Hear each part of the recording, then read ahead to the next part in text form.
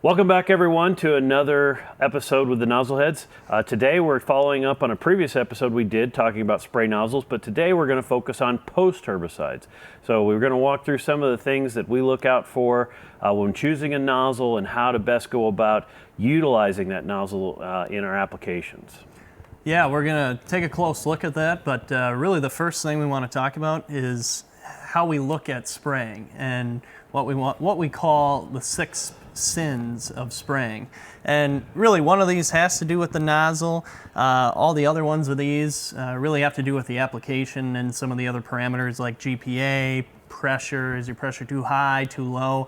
But definitely keep these things in mind.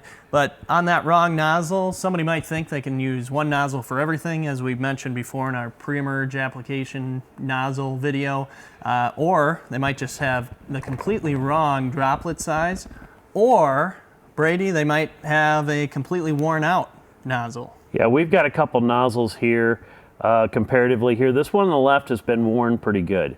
Now I got my pocket knife out and cleaned it out and everything else like that, but pocket knives are pretty hard on plastic, so and so are steel brushes. So over here we've got a new nozzle that's in good shape and able to show us the right way that these things should be. This nozzle is not going to be functional for us here in the brown. It's just going to be something we got to pitch and move on to a nice clean new nozzle. Yeah, so definitely keep it in mind, as Brady showed on the nozzle specifically, make sure you know if they're worn out or if you need some new ones or if you're good to go with the same nozzles. Remember these 6 sins. And then the next thing I want to dive into just a little bit would be nozzle specifics and how do we pick that nozzle. And we've talked about this, I think, at length on our pre-emerge application nozzles video, so go back to that video if you want to see a little bit more discussion on this. But in the red circle here, product and what you're going to be applying is what the nozzle choice should be based on. Right. And we know there's a lot of nozzles out there when we start talking about this. So we're going to break down and talk a little bit about different types that we would be looking at in our post-emergence. But really, from here, this is one reference out of the TJET book, but you can get the reference out of some of the other manufacturers as well. And so when you're looking at these, you just want to have an idea of what kind of droplet spectrum you're getting. And, you know, we're going to talk about that because some post-emergence products you're going to want finer droplets. Some post-emergence products you're going to want something that's a little more towards the coarse or the ultra coarse side. And as we mentioned, speed's a factor and different things like that that we're going to get into here in just a little bit. Yeah, and Brady mentioned it. I mean, products, they're going to vary on what they need for droplet size. Contact herbicides or contact chemistries, active ingredients, we're talking about PPO herbicides or Liberty herbicide. These herbicides need smaller droplet sizes, and specifically for Liberty, medium to coarse size droplet is where you want to be for droplet size. And these 3 examples here on the screen, they're really perfect examples for Liberty. The Turbo Twin Jet, which actually has 2 exit orifices for better coverage, and it offers a coarse droplet size. And then we also have the High Pro Guardian Air Twin, which also has 2 exit orifices. And then we have the SR, which would be a nozzle that works great for pulse width modulation systems. All 3 of these great examples having the right droplet size for Liberty applications.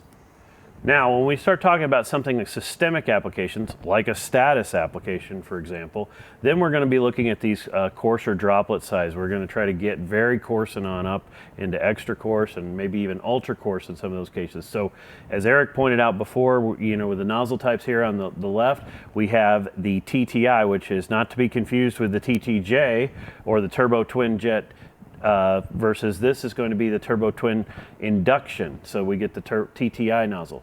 The ULD and the ULDM nozzle from High Pro are examples also that are getting us in that ultra coarse thing. And then of course, as we talk about the Wilger, the UR is the one that a lot of times we see with those type of applications that we're talking about. So not only status being systemic, but also when we look at the soybean size, we talk about the Ingenia and XtendiMax systems too. Yeah, so Ingenia, XtendiMax, Enlist One, those are 3 herbicides where your nozzle choices have to come from an approved nozzle list. And it's an approved list because it has to have the right droplet size and the lowest lower percentage of driftable fines coming out for those applications. So again, XtendiMax and Genie Enlist one, pay attention to those approved nozzle lists.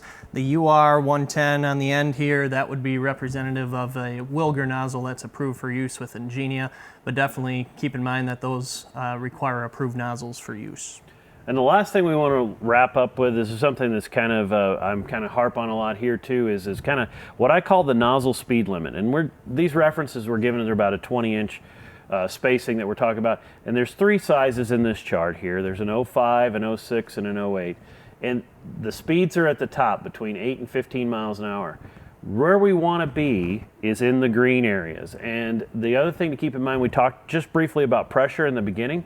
I like to be in that 40 to 60 psi pressure range for a lot of these nozzles that we're using here.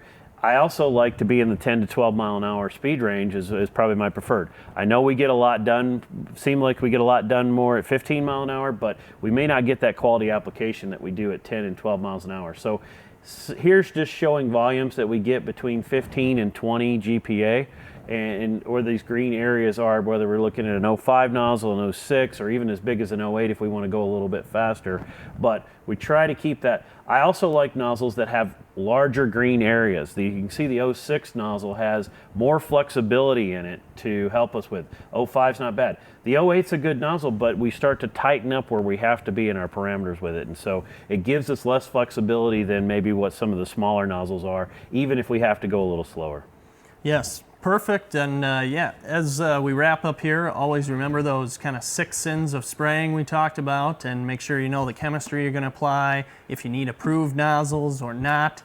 But I will say you always want to have an approved droplet size for use with the chemistry. Absolutely, guys. And hopefully this nozzle piece has been important and valuable for you.